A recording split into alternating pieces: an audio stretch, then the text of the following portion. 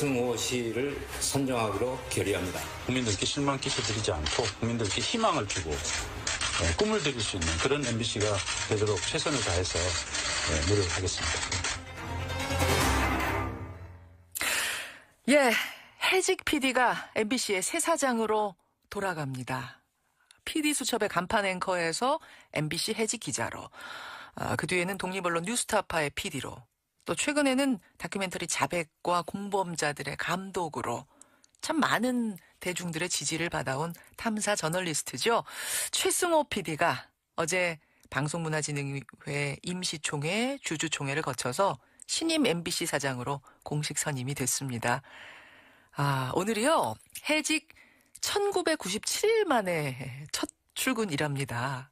그런데 사장이 돼서 복직을 하는 셈이네요. 자, 출근길 인터뷰 최승호 MBC 신임 사장 연결해 보겠습니다. 최승호 사장님 안녕하세요. 네, 안녕하십니까. 네네. 사장이란 호칭 괜찮으세요? 어색합니다. 축하드립니다. 네, 감사합니다. 어제 밤 잠은 좀 주무셨는지 모르겠어요. 예, 잠은 잤습니다. 네네. 네. 누가 제일 좋아하세요? 뭐 굉장히 많은 분들이 예.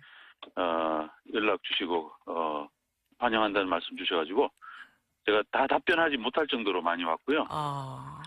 그렇지만 이제 역시 제 어머니가 너무 좋아하셔서 어머니가 그 점이 좀 가장 마음은 제일 좋더군요. 역시 네. 좋아하시니까. 뭐라고 하시면서 좋아하세요, 어머님이? 아들이 해고가 돼서 늘 걱정을 하셨죠. 예.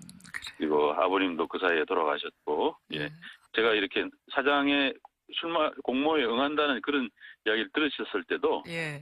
뭐 그렇게 심각하게 받아들이시지 않은 것 같아요. 설마 될까? 뭐 이런. 아니, 아무래도, 예. 그런 면이 있죠. 그랬다가 얼마나 좋으시겠어요, 얼마나. 네네. 오늘 사장이 돼서 출근하시는 소감이 어떠세요?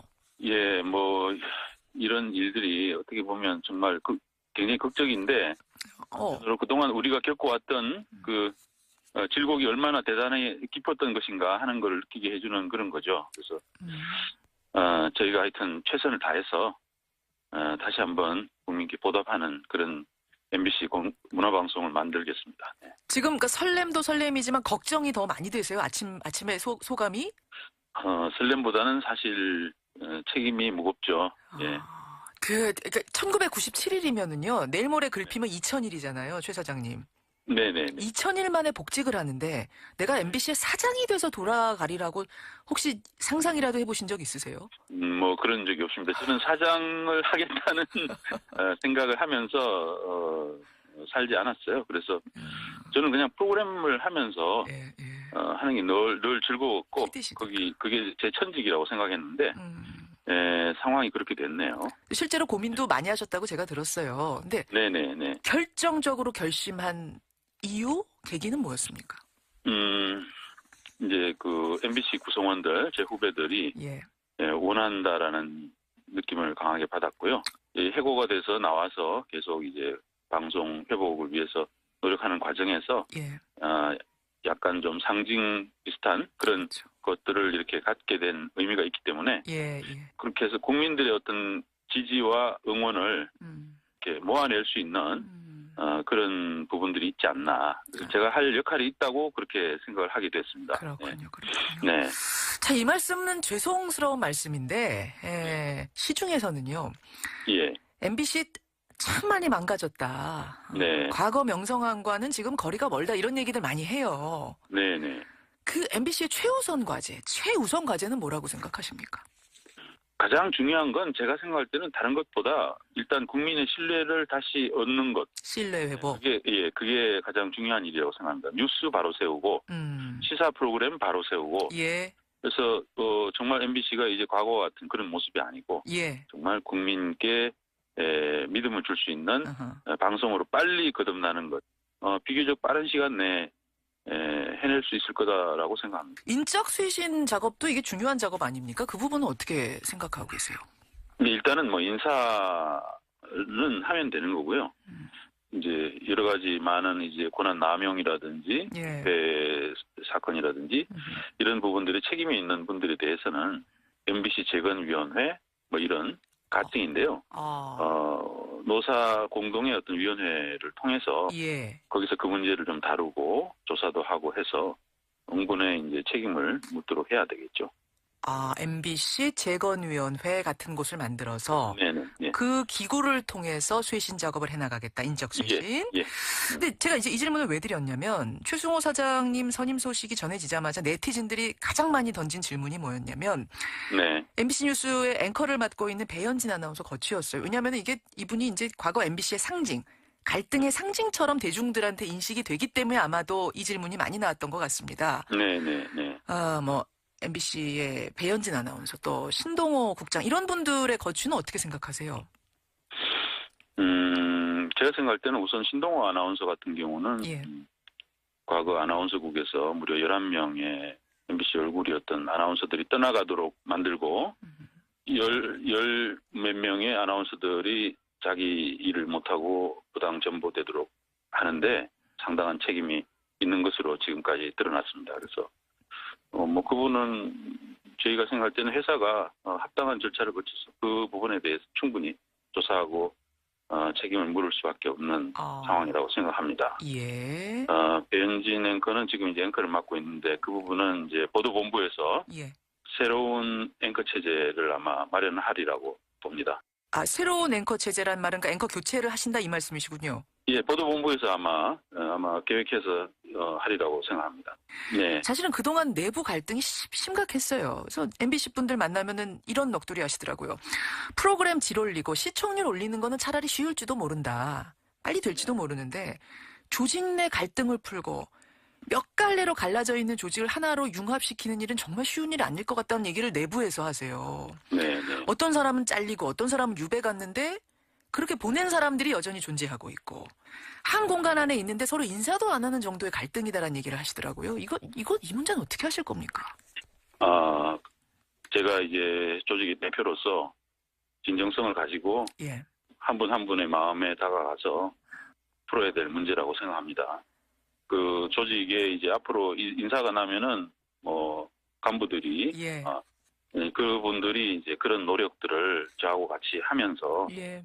잘못을 한 사람들의 책임을 묻고 예. 사과하고 그런 과정이 필요하리라고 보고요. 예. 그 과정 속에서 엉어리나 이런 것들도 조금씩 풀릴 수 있을 거다라고 생각합니다. 잘못한 사람들에게 책임을 정확하게 묻고 그분들이 또 사과하고 짐질 게 있으면 짐지고 이런 정확한 과정들이 필요하단 말씀이세요. 네, 그렇습니다. 아까 말씀하신 재건위원회라는 게 그럼 굉장히 중요한 기구가 되겠네요. 네. 예.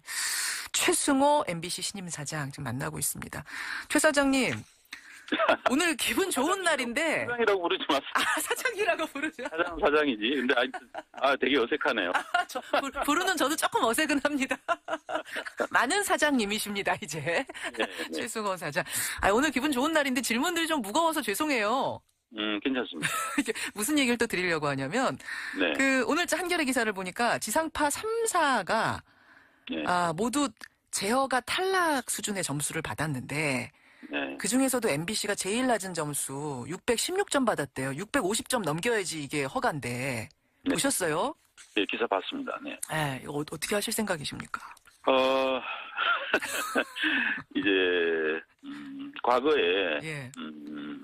과거에 이제 경영진들이 했던 잘못으로 인한 그 추락이죠. 예. 그런 부분들은 빨리 저희들이 회복해서 예. 방통위에 이제 믿음을 드리고요. 국민께 믿음을 드리면 아마 방통위에서도 좀 고려를 해주시지 않을까. 일단 저희들이 재건 작업을 시작을 해야 되는 상황이고 예. 앞으로 좋아질 거다라는 믿음은 가지셔도 좋겠다 이런 말씀드립니다. 그 재건 기구는 취임하시자마자 바로 만드실 거예요? 예, 그래야죠. 네. 정치권에서는 말이죠. 어제 최승호 신임 사장이 탄생하자마자 논평들이 막 쏟아져 나왔는데 네. 자유한국당의 논평이 좀 싸늘합니다. 노조를 등에 업은 최승호 신임 사장이 MBC 사장실을 점령했다. MBC가 완전한 노영 방송이 됐다. 과연 공정한 인사를 할 건지, 보도에 개입하지 않을 건지, 시청률은 얼마나 끌어올릴 건지, 국민이 무서운 눈으로 지켜볼 거다. 이렇게 논평. 예. 뭐라고 답하시겠습니까? 보도에 개입하지 않을 거고요. 시청률 아마 올라갈 겁니다. 근데 이제 그 노영방송이라는 이름을 이렇게 붙이는 것은 예. 제가 생각할 때는 이제 적절하지는 않은 표현이 아닐까 그런 생각을 합니다. MBC는 이제 MBC라는 회사의 특징이 뭐냐면 구성원들이 다 이제 주인으로서의 주인의식을 갖고 있었던 회사라는 거죠. 그렇죠. 예. 사주가 없는 회사고 예. 그렇다고 국영방송도 아니었기 때문에 예. 근데 이제 그거를 노영방송이다 하면 지나친 얘기고요. 경영에 대한 판단은 늘 경영진이 해왔습니다. 노동조합이라는 것은 경영진이 잘못 갈 때 이것은 잘못 가는 거다라고 이렇게 견제하는 역할을 했지. 그렇죠. 노조가 뭐 MBC에 복직하면 이런 프로그램 만들고 싶다고 꿈꿔오신 게 분명히 있을 거예요. 예. 물론 지금 사장이 돼서 돌아오십니다만 네네. 새로운 MBC에 이런 프로그램 만들어 보고 싶다. 어떤 꿈이 있다면? 예, 저는 하여튼 공영방송다운 프로그램들을 해보고 싶습니다. 공영방송. 드라마, 예능, 예.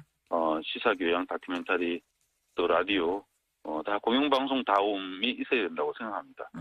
좀 자극적이고 뭐 단순히 뭐 시청률만 생각하는 이런 프로그램들보다는 시청률은 떨어질지 모르지만 조금 떨어질지 모르지만 많이 떨어지면 안 되겠죠. 그러나 이제 그 프로그램에서 뭔가 느낌이 있는, 느낄 수 있는 예. 뭔가 이렇게 주는 게 있는 이런 프로그램들을 많이 해야 된다고 생각합니다. 좀 묵직한 답변이시네요. 네, 그렇습니다. 시사교양국이 폐지가 됐거든요.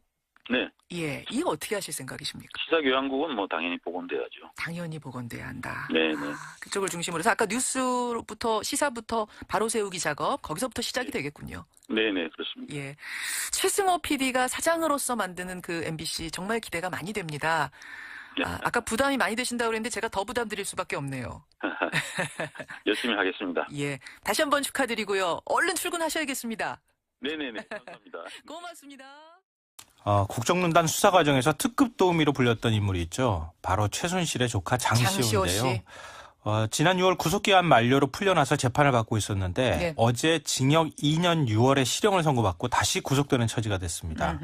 이 법정 구속된 특급 도우미 장시호, 이 뉴스의 행간을 좀 살펴볼까 합니다. 제2의 태블릿 PC, 삼성동 사저금고, 또 차명폰 이런 존재를 다 알린 사람이 장시호 씨 아닙니까? 네, 그렇죠. 특검 수사에 도움 많이 준 거 이거는 팩트예요. 네, 그렇죠. 검찰도 이 사실을 인정을 하고 있는 것이고요. 지난달 8일 결심 공판에서 1년 6개월이라는 비교적 낮은 형량을 구형을 했습니다. 예. 장 씨가 실체적 진실 규명에 기여했다. 이게 이유였는데요. 기여했다. 어제 재판 결과는 전혀 달랐습니다. 아니 구형량보다 재판에서의 형량이 더 높게 나오는 거죠. 1년 정도 더 높게 나오는 거의 못 본 것 거거든요. 같아요. 그렇죠.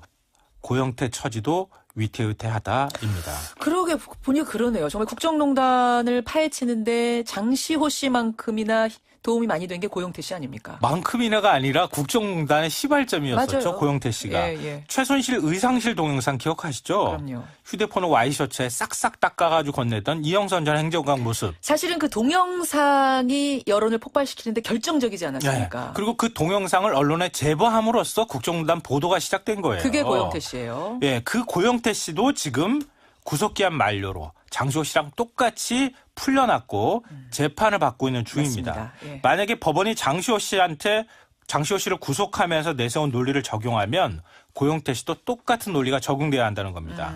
과거 최순실 씨의 협조자이자 범행을 공모한 인물이기 때문이죠. 그러네요. 그러니까 고영태 씨도 지금 위태위태한 상황이에요. 마지막 행간은 뭔가요?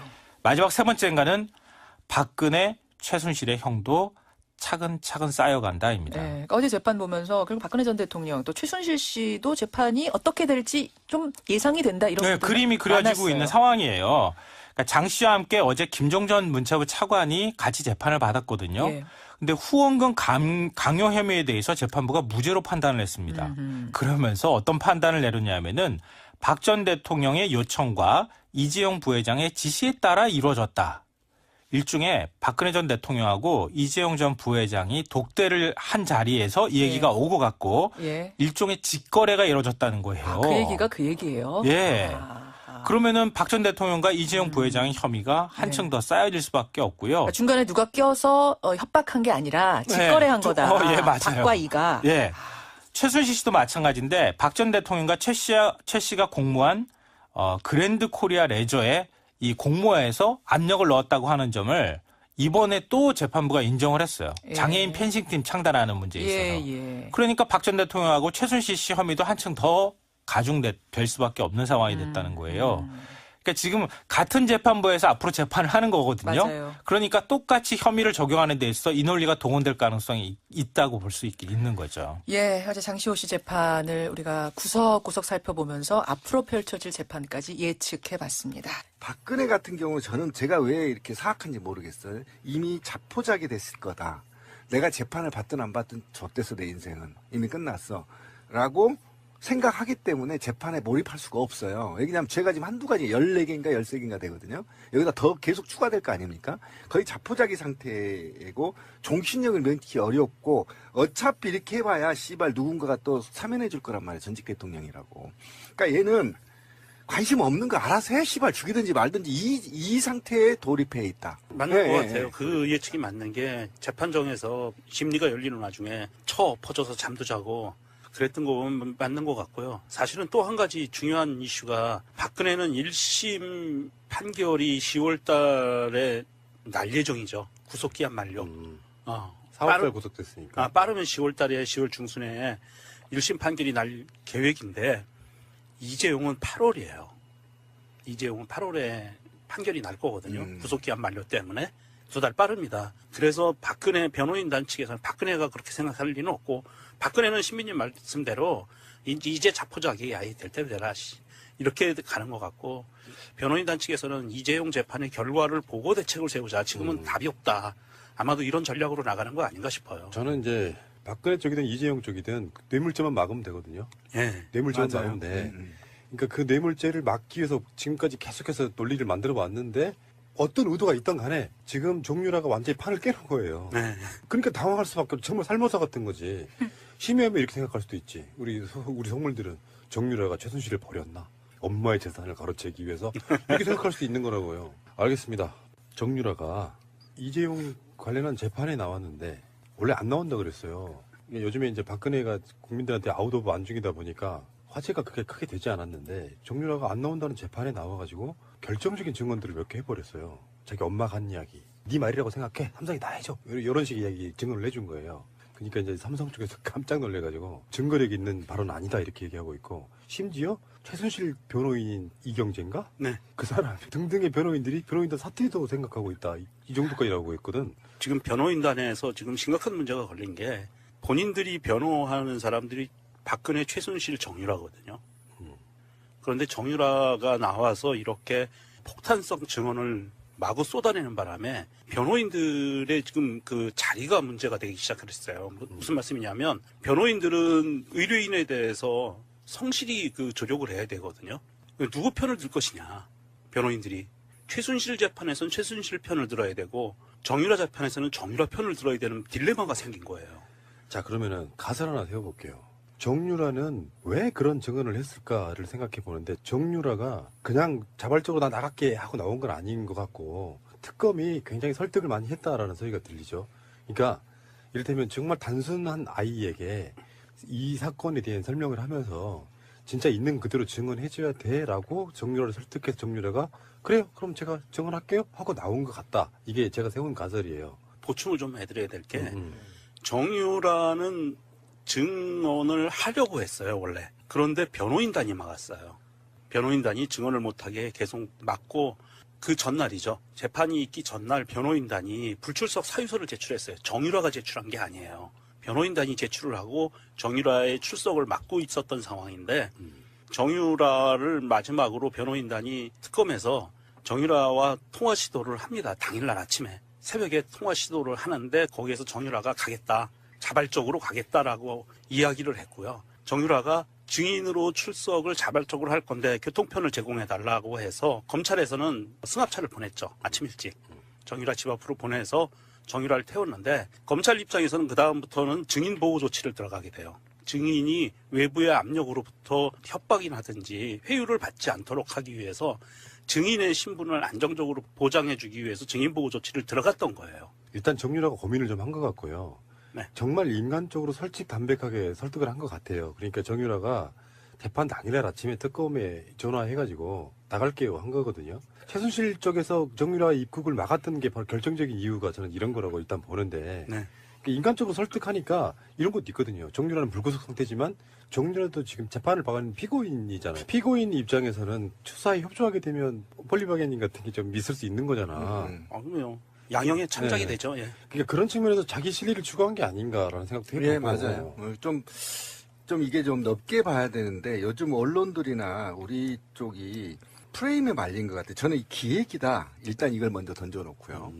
기획인데 사실은 지금 만약에요. 정권이 안철수가 잡았던 홍준표가 잡았다면 이 문제는 아마 조용히 가볍게 끝났을 문제일 겁니다. 그런데 지금 우리가 좀 넓게 봐야 되는 게 뭐냐면 지금 변호인단들 원래 재판은 저도 좀 많이 받아봤지만 이게 있어요. 그러니까 어느 선까지 형량을 받을 거냐라고 이게 어쨌든 법률공학적으로 나와요, 계산이. 근데 지금 박근혜하고 최순실은 종신형을 면치 못해요. 제가 볼 때는 그래요. 그런데 이재용이까지 대기업 회장들까지 말아 늘 거냐의 문제가 걸려 있는 겁니다. 그래서 지금까지 정유라가 나오기 전까지는 우리 방송에서 그런 얘기를 한번 한 적이 있는데 가볍게 무죄될 가능성이 굉장히 높았어요, 이재용이. 그러니까 그런데 국민적 정서는 뭐냐면 검찰 입장에서 한번 봅시다. 검찰 입장에서 정유라나 장시호까지 다 가족을 다 몰아넣어버려. 이게 국민 정서에 맞는 거냐? 안 맞아요. 일단 이게 첫 번째가 있는 것이고요. 그 다음에 변호인단 측에서는 누구 말을 듣겠어요? 정유라나 장시호 변호인단이 이재용한테 자유롭겠어요? 그러면 어떻게 돼 있냐면 이왕 이렇게 되는 거 대통령 당신이 다 책임지고 살아라. 이 될 가능성이 굉장히 높다고요. 그러면 남는 게 뭐가 있냐면 대기업 총수들하고 수사가 남아있죠. 이재용 건이 남아있죠. 그 다음에 두 번째 남아있는 게 최순실과 박근혜가 공동 관리해온 수십조의 돈가 남아있단 말이에요. 그죠? 이 두 개가 남았어요. 대기업들 구속을 어느 선까지 갈 거냐. 그런데 이재용 검찰 입장에서 보면 이재용을 구속을 안 시킬 수가 없어요. 왜 그러냐면 국민연금을 너무 손에 폈거든요. 그리고 국민연금 당사자들이 지금 실형을 받고 있기 때문에 이것과 관련해서는 사실상 어떤 부분은 책임을 져야 되는데 뇌물공여죄를 빠져나가려고 굉장히 몸부림을 치고 있는데 쓱 나와가지고 말 교환한 거 알았어요, 이재용이. 이렇게 얘기를 해버린 거예요. 네. 그러면 정유라는 왜라는 질문이 나와. 왜 씨발 같은 배 타놓고 왜 지금 배신하지라는 거 나오잖아요. 여기에서 아까 우리 권 PD가 얘기한 대로 그럼 정유라는 왜 애라는 질문이 나. 왜 갑자기 새벽에 전화해서 검찰한테 나 나갈게 이렇게 얘기했겠냐 이거예요. 그럼 여기에서 끈질긴 인간적인 설득설이 있을 거고 저는 기획설을 얘기한다면 이 기획설이라는 겁니다. 뭐냐면 장시호하고 최순실과 장시호가 굉장히 머리가 좋은 여자예요. 제가 오래 길바닥에 있다 보니까 눈빛 보면 알거든요. 이 장시호가 얼마나 무서운 여자냐면요. 국회의원 갖고 놀잖아요. 청문회 저 나가봤다 굉장히 쫄아요. 저 같은 놈도. 그런데 보고 싶었죠? 보고 싶었습니다. 출소하고 나서 뭐라고 했죠? 친구들과 여행 가고 싶어요 라고 하잖아요. 굉장히 있잖아요. 장난 아닌 여자거든요. 그러면 최순실이 장시호가 박근혜가 장시호를 못 믿었다고 한다면 이 남은 돈 한 가지 이제 돈을 누가 관리할 거냐 이후에 박정희 3세대들 중에 그럼 박지만한테 줄 거냐? 아닌 거잖아. 그러면 지금 이 키를 최순실이 갖고 있단 말이에요. 돈의 키를. 우리가 흔히 말하는 인증카드 최순실이 갖고 있는데 이거 정유라한테 넘겨야 되는 거 아닙니까? 그죠? 그러면 이 정유라가 이것이 천방지축이라는 성격 때문에 관리를 못하니까 장시호의 컨트롤을 받아야 되거든. 그래서 교묘하게 장시호와 정유라를 무죄 판결을 내리려고 하는 전반적인 프레임이 작동되고 있다라니까 이 기획이. 그렇다고 치면 저는 검찰도 못 믿겠다는 거예요. 지금 이 얘기를 하는 거예요. 검찰이 수사를 조각하고 있다는 느낌을 받고 있어요. 장시호가 정유라가 굉장히 수사에 협조해서 최순실과 박근혜를 굉장히 무거운 죄를 물었고 그 다음에 이재용을 구속시킨 데 지대한 역할을 했기 때문에 폴리베겐 이렇게 얘기가 나온다면 그러면 국민적 정서가 뭐 엄마도 구속되어 있으니 이 정도면 뭐 딸까지 구속시킬 필요가 있어? 이 분위기가 만들어진다면 최순실과 박근혜는 입술에 미소를 띠면서 이 돈을 지킬 수 있다란 말이에요. 그런데 그 부분에 대해서는 제가 조금 반론을 제기하고 싶은 게 일단은 장시호와 정유라는 다른 이유는 없는 것 같아요. 자기 아이들, 엄마로서의 아이들의 관계가 가장 큰 그 동기가 됐던 것 같고요. 이게 기획설이라고 보기에는 조금 제가 무리라고 보는 게 이미 국회에 박근혜 최순실에 관련된 자금 환수법이 상정이 돼 있어요. 물론 이제 거기에 뭐 저 자유한국당이나 바른정당 이쪽에서는 참여 안 하고 있지만 이미 법안이 상정이 돼 있고 이 법안이 때가 되면 무르익으면 통과가 될 거라고 봐요. 통과가 되면 낱낱이 다 찾아서 환수할 수 있거든요, 국고로. 그렇다고 봤을 때 이것을 걔네들이 단순히 그 돈을 지키기 위해서 정유라 장시호를 풀어주게 한다는 거는 조금 좀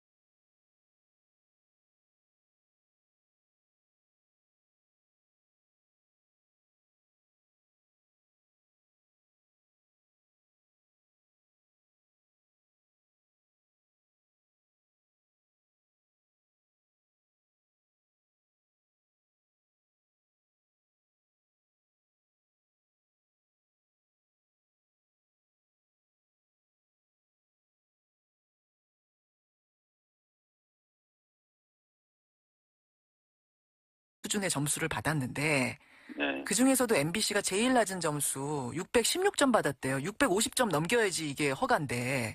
네. 보셨어요? 예, 기사 봤습니다. 네. 이거 어떻게 하실 생각이십니까?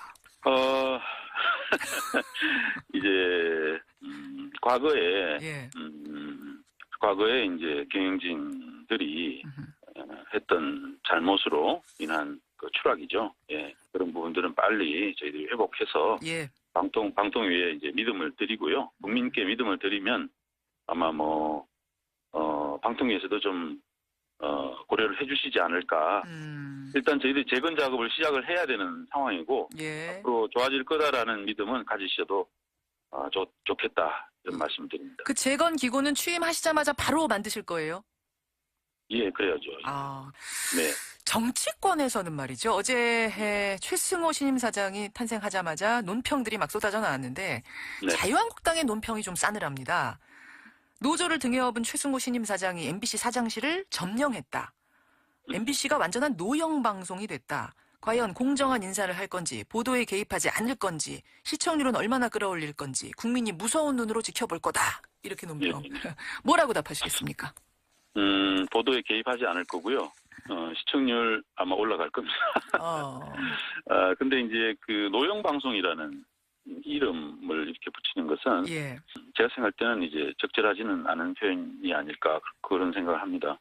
MBC는 이제 MBC라는 회사의 특징이 뭐냐면 구성원들이 다 이제 주인으로서의 주인의식을 갖고 있었던 회사라는 거죠. 그렇죠. 예. 예. 사주가 없는 회사고 예. 그렇다고 국영방송도 아니었기 때문에 예. 근데 이제 그거를 노영방송이다 하면 지나친 얘기고요. 경영에 대한 판단은 늘 경영진이 해왔습니다.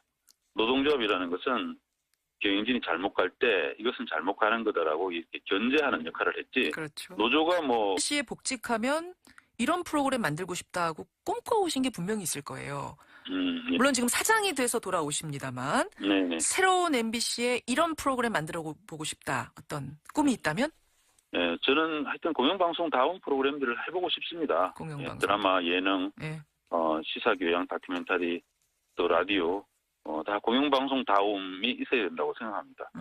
좀 자극적이고, 단순히 시청률만 생각하는 이런 프로그램들보다는 시청률은 떨어질지 모르지만 조금 떨어질지 모르지만 많이 떨어지면 안 되겠죠.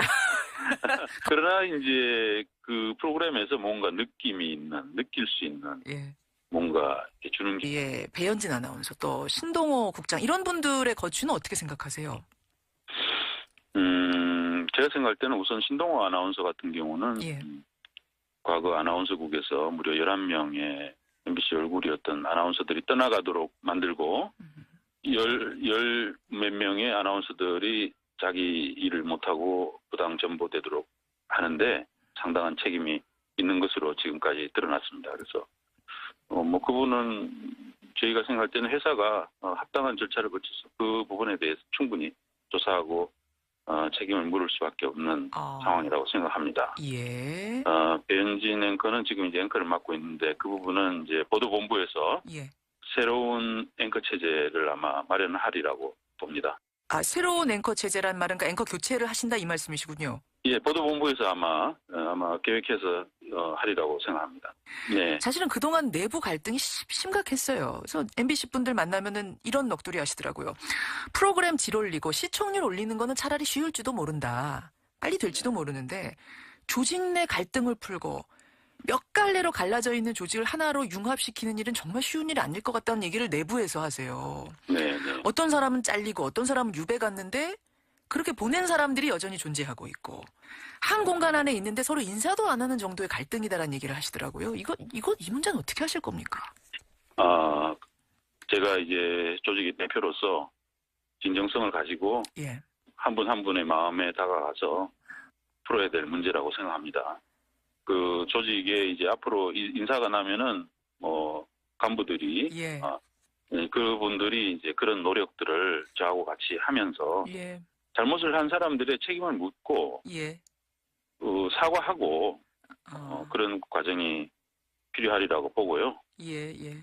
그 과정 속에서 엉어리나 이런 것들도 조금씩 풀릴 수 있을 거다라고 생각합니다. 잘못한 사람들에게 책임을 정확하게 묻고 그분들이 또 사과하고 짐질 게 있으면 짐지고 이런 정확한 과정들이 필요하단 말씀이세요. 네, 그렇습니다. 아까 말씀하신 재건위원회라는 게 그럼 굉장히 중요한 기구가 되겠네요. 네, 네. 예. 최승호 MBC 신임 사장 지금 만나고 있습니다. 최 사장님, 오늘 기분 좋은 날인데. 사장이라고 부르지 마세요. 사장이라고 부르죠. 사장이지. 근데 되게 어색하네요. 부르는 저도 조금 어색은 합니다. 많은 사장님이십니다, 이제. 네. 최승호 사장.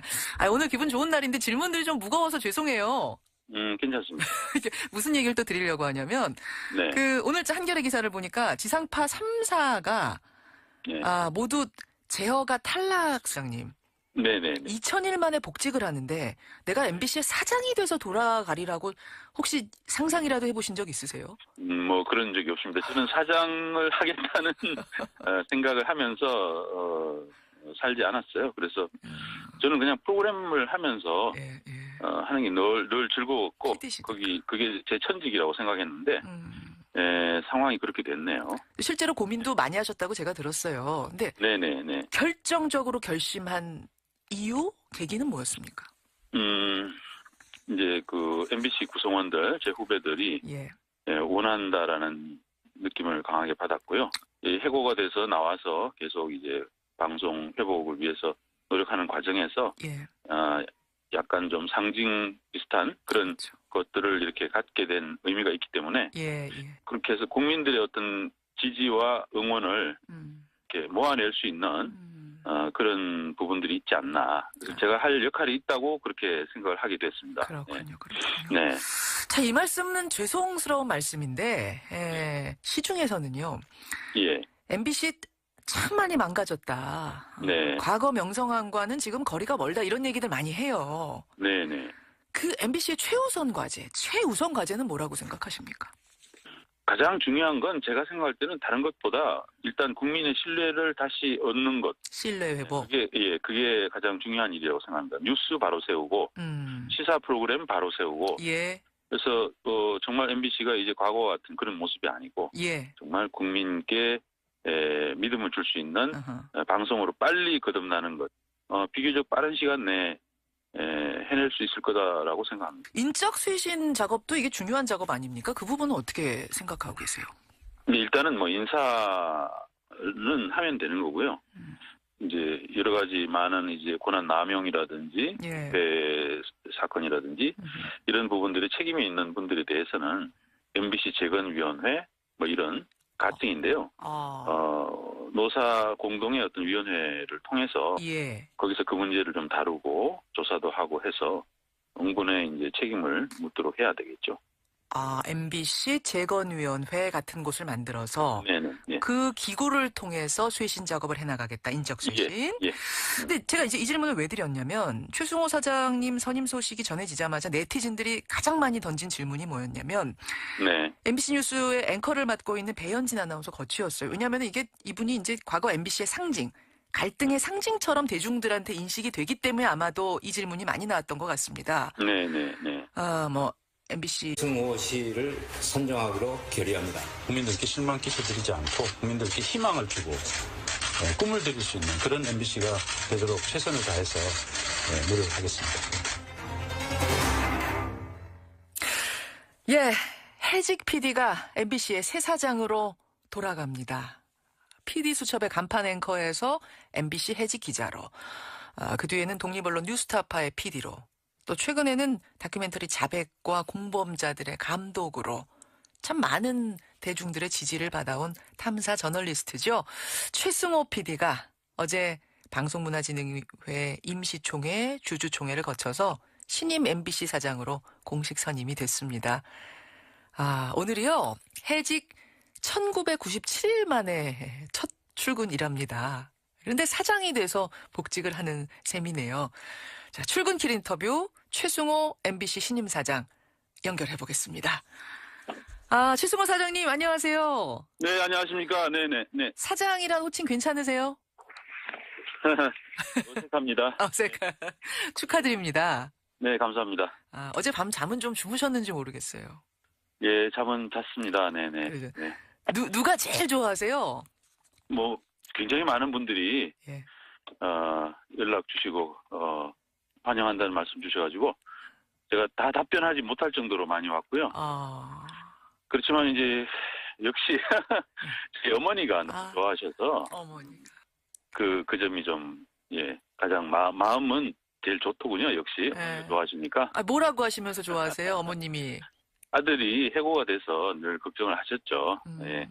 그리고 아버님도 그 사이에 돌아가셨고, 제가 이렇게 사장의 공모에 응한다는 그런 이야기를 들으셨을 때도, 뭐 그렇게 심각하게 받아들이시지 않은 것 같아요. 설마 될까? 뭐 이런. 아니, 아무래도, 그런 면이 있죠.